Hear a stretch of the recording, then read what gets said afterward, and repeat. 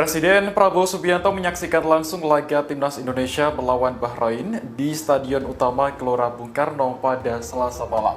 Kepala negara tak bisa menyembunyikan rasa bahagianya ketika tim Garuda berhasil mencetak gol.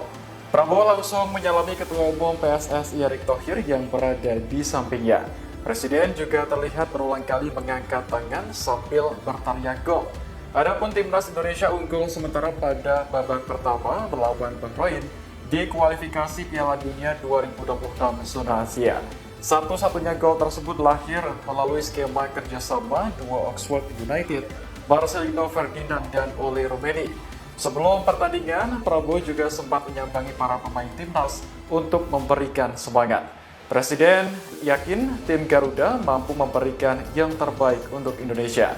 Download Tribun X sekarang, menghadirkan lokal menjadi Indonesia.